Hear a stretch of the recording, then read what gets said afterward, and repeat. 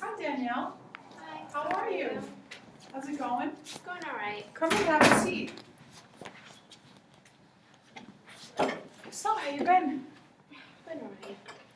How are Okay, you? I'm all right. Thank you. Very nice of you to ask. So this is our 7th meeting today. How do you feel about things that we assessed so far? It's been okay. It's been all right.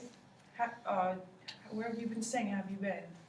I've actually been sleeping behind the CVS dumpster for like about 2 days now. Okay. How are you with the weather? I know it's a little chilly out. I can provide you with some kind of blankets if anything. Well, sometimes people feel bad and they give me like $1 or $2 and I just go get hot coffee or something Okay. to try to stay warm. All right. That sounds good for now. So let's talk about the things that we've spoken about so far. So in our previous meetings, you've mentioned a few things to me. Now, you've been homeless for several years now. That's correct? Yes, 5 years to Okay. be exact next week. Okay. So we've talked about that, and also you mentioned you're battling with an addiction right now to cocaine. So there's substance abuse involved. How have you been doing with that? Have you been, you said that you were looking to cut down on that. Has it been working for you? How's that going so far? Well, I mean, I try, but it's hard. I can't just stop all of a sudden. I've been addicted to it for 4 years, 4.5 really, and I can't really stop. And sometimes I feel like it's really bad. That's completely understandable. You need to do things the way you want to do them. So as long as you have to be comfortable with yourself and your life, and if do things at your own pace, and that's the only way that you'll get it done. So, you mentioned to me you have a few goals. Now, do you remember what we've spoken about? Do you want to reiterate that? Well, yeah, I want to get clean. I see people wherever I'm staying. Let's say I'm staying in the corner, and I see, mothers with their children and their family, and I want that. I want to get clean, but how can I get clean? I have nowhere to go. I have no money. I have no job. I don't know how to do that. I understand. So as far as money goes, you said that sometimes people give you money. What's your situation on that? Well, sometimes people feel bad. I'm only 25 years old and I'm a girl and just staying outside in the winter, and it's like, 3 feet of snow, and people just start feeling bad, and sometimes they give me money. But a lot of the times I go around maybe to the train station. It's only $2.25, and then I ask people for money. And I also play guitar. So, Oh, you do? I didn't know that about you. That's excellent. Yeah, I've been playing guitar since I was like 12 years old. That's very beautiful. Thank you. And yeah, sometimes they give me money when I play guitar on the subway. And I also have like a little side employment. It's not really a job, but let's say somebody needs, some company a night, I'm Right. willing to provide that service for. So you make your money in several ways. Playing guitar, you said several subways. I'm assuming some kind of parks. I mean, you still live in the city, right?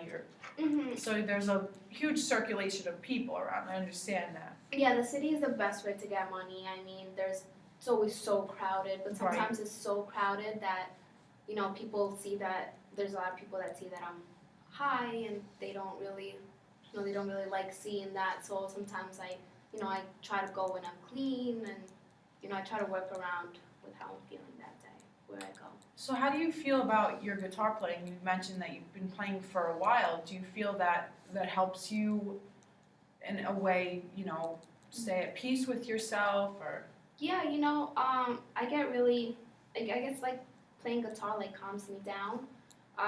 But sometimes I get frustrated because it's really cold out and I can't really play, and sometimes I get sick, and it's just it's frustrating. I mean, also I wanted to play guitar professionally when I was little, and I still had dreams. And it's just frustrating that I can't really do anything with what I know. I understand. Well, it seems you've been playing for a while, so you must be extremely talented, and the fact that it brings a certain calmness to you is very beautiful, and I encourage you to continue playing. As far as, you said that's how sometimes you make your money, which is also very beautiful. How do you, now as far as your goals, you said you want to, cut down on your addiction. What about, do you have any other goals that you've set for yourself, or? Yeah, I wanna find a home. Okay. I want to live inside a place where there's heat, there's a bed. Sleeping on the sidewalk isn't really much fun. Ideal. Yeah. I understand. What about shelters? Have you tried any, I don't want to go back to shelters. That's something that I Oh. don't want to do. is there a specific reason for that, if you want to share? Yeah, I had a couple of bad experiences. Okay. One day, I started off when I became homeless. I started sleeping at other people's houses, like my friends' houses, but they eventually got tired of me. So I did go to a shelter, so I did try it, but it didn't work out. People there are a little too friendly, and I was raped one night. I'm very sorry to hear that. So that's one experience that I just never want to go back there. And also when I was sleeping, they stole a couple of clothing, and they stole my guitar, my first guitar. So. That must have been a really bad experience. You seem really attached to your talent. I really am. And then I'm really sorry about that. Thank you. So, as far as I see it, you did mention that your addiction and finding housing are pretty much your top priority. I understand from the past meetings that we have that you do have one sibling who you don't speak to, correct? Yes, her name's Lynn. Okay. And you haven't had any contact with her, or? Okay. No, I can't. I don't understand how we're related. We come from the same mother, same father, but she's so judgmental towards me. She calls me a prostitute. She calls me that I sell myself. She, calls me names. She makes me feel bad about leaving home, but she doesn't understand that I had to leave home. I understand. It's hard if someone has never been in your shoes. It's under any situation that it could be that way. Yeah, she doesn't understand. She's off Right. to college, and I'm sleeping in the streets. Yeah. How can she understand my point of view? You're both leading pretty different lives, I think. Yeah, she's much better than I am. That's for sure. Right. So, like I mentioned, we've spoken about your options, and you've mentioned several times you don't really have any. I understand your mother is also suffering from a mental illness. Yeah, she's bipolar. Okay. All right. So what that means is one day she's happy to see me, the next day she's smacking me around with anything she could find. The next day she's hysterically crying. During one of her episodes when she was supposedly happy, she bought me my second guitar, which is what I have now. Right. And then the second day she tried hitting me with it, and I just couldn't deal with it anymore, and I had to leave. So I'm understanding that your household, or your mother's household, is not an ideal place for you to be. No, I never want to go back there. I left it. I never want to go back. That's completely understandable.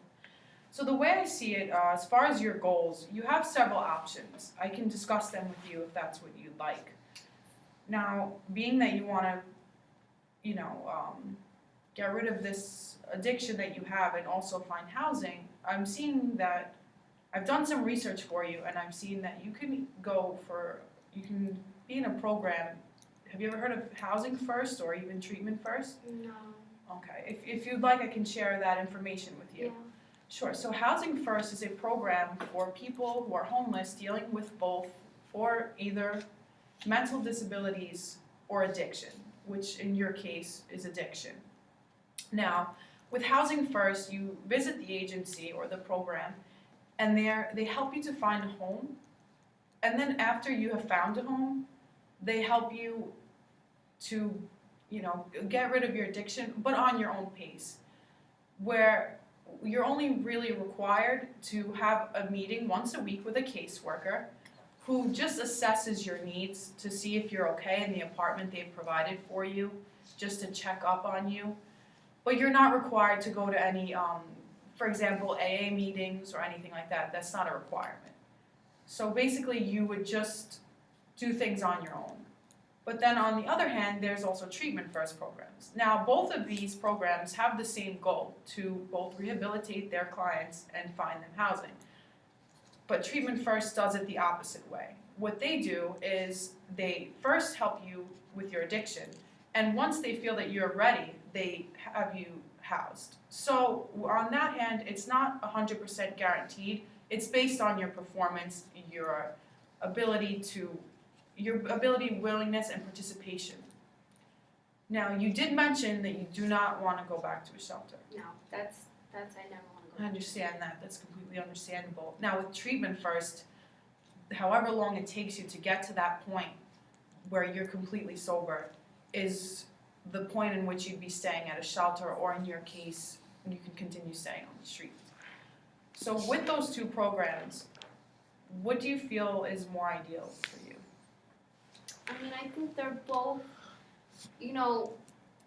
programs that, I mean, I don't understand how with treatment first, how can I get sober if I'm still living through all of my stress every day? Yes. And then I do have a place to stay, but then how am I supposed to get sober without any help? Right.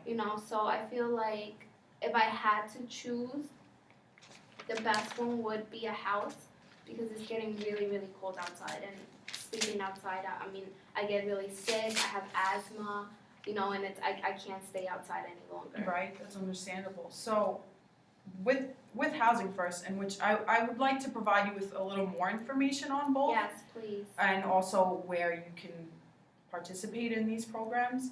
With Housing First, there's a little bit more control, because you're not required to be sober in order to be in the program. So with that, you have more control over your life, and maybe control is something that works for you. I mean, it was a big step for you to decide at 20 years old to leave your home, knowing that you had a younger sister who didn't understand what you were going through, and I commend you for that. And I want to say I'm very proud of you to come and seek help, because that's the biggest step right now, which you've already done. So now that you're at that point, the best thing is for you to just set goals and do them at your own pace. You really seem adamant about getting a home. Yeah, I really want to, get a home, because it's December. The holidays are coming up. I have no family. I have nobody to spend it. But at least I can be somewhere where I can call home. Maybe cook for myself. I see everybody, with their children and going into their nice homes, and I'm outside in the corner. It's not a good feeling, and I think that sometimes that gets me really depressed and really sad. Right. But it's something that I realized. 5 years. It took me 5 years, but I finally realized that I need to get my life together. I understand, and I commend you. As I said previously, I think that's a really big first step, and we can just work on it from there. Now, with Housing First, they assist you with payments as well. So not only do they find you an apartment, but they also help you pay for it. So you're only required to pay a certain percentage, depending on the program that you go to. And as I mentioned, we will get you way more information on that, so that you can pick one that's perfect for you. You can even maybe think about, employment. I understand you really enjoy playing guitar. There are so many things that we can take from that. There are many places who offer lessons to children or adults, and if you've been playing and you've had experience for so long, maybe we can think about employment surrounding your talent, because you seem really... Yeah, I really am. I just have a question. Will I still be meeting with you? Can you help me get sober if I'm in the housing? Of course. See, with the program and the agency that we end up choosing, you'll have a caseworker assigned to your case. They'll be the one to meet with you weekly. But as far as me, you can meet me as often as you'd like, and I'm always going to be here to help you. Okay, thank you. So that wouldn't be a problem. You and I can continue our relationship as long as you please. You're welcome to come here as long as you like, whenever you like, and we can work on it that way. Now, as far as your caseworker, like I mentioned, they'll be there to just assess your needs. And if you really feel that maybe there is a trust issue or something like that, I do have some colleagues at Housing First programs that I can get in touch with, so that maybe I can have a little bit more involvement. That's something that we'll discuss the more research we do on that, but that's not a problem. I can definitely look into that with you. As far as any other concerns, is there anything else that you want to speak about today, or? No, I just want to get my life together, and I feel that once I'm inside a home, and hopefully, I get clean. But most importantly, I also, I'm stressing about the job because I don't want to continue asking people for money, and they feel sorry for me, and I feel sorry for me, and I just once I get everything done, I know I can do it, but I'm just gonna need some help. I'm gonna need someone to push me and to motivate me to do that because I have nothing. I don't have a family. I don't have anybody to push me. Well, I'm definitely here for you, as I support you completely throughout your decisions, and like I said, I think you're very courageous to even come here. Now, you mentioned earlier that one of your ways of getting money is to... I sell myself, yes. Right, okay. Is that something that's ideal for you? Do you want to continue doing that? Because I can also offer you some programs that can help you with that. You know what? I think that it's really hard when you're out there in the streets. Of course. I know some people look down upon people that that sell themselves. They call them names, but you know what? It's either do that or starve.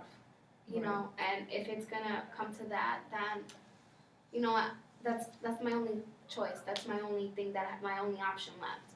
But I feel like it's not something I like. It makes me feel bad about myself. But if I have housing and if I have money, I don't want to ever do that again. Okay. So, I mean, you've said you don't like it. No, Now, I don't understand your implications for doing it, which is completely understandable in your situation.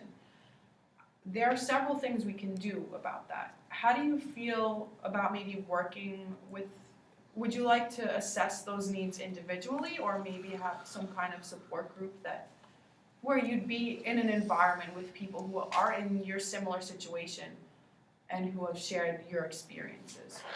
You know what? I think that would be a good idea because, like I mentioned, I don't have anybody to talk to. Mhm. All my friends, they were my friends until I started having to stay with them and they kicked me out. And I don't really want anybody in my life that's willing to turn their backs on me. So I think I feel comfortable, listening to other people. Before I'm ready to talk, I just want to listen to other people, have people relate to me.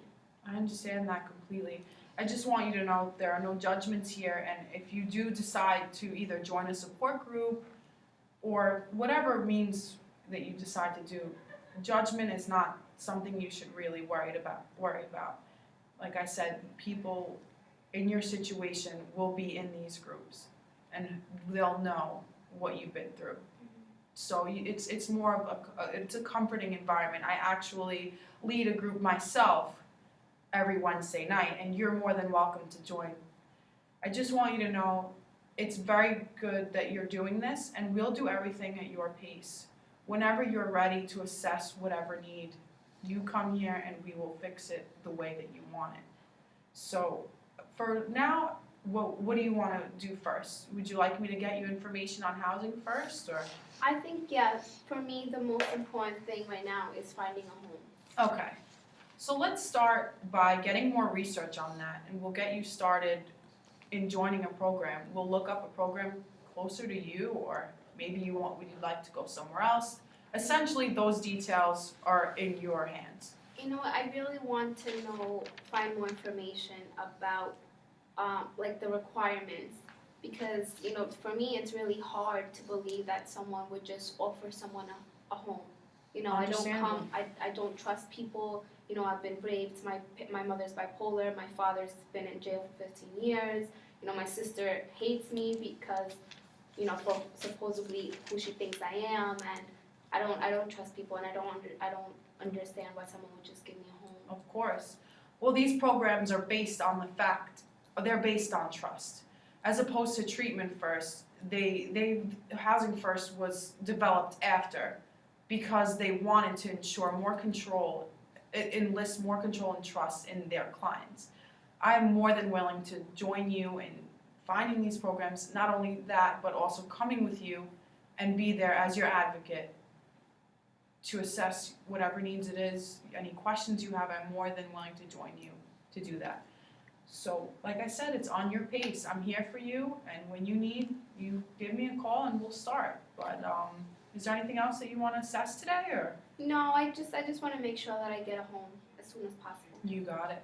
So we'll get started on that immediately. Okay, thank you so much. You're welcome. I really appreciate you coming here, and I Thank had you a for great having meeting. me.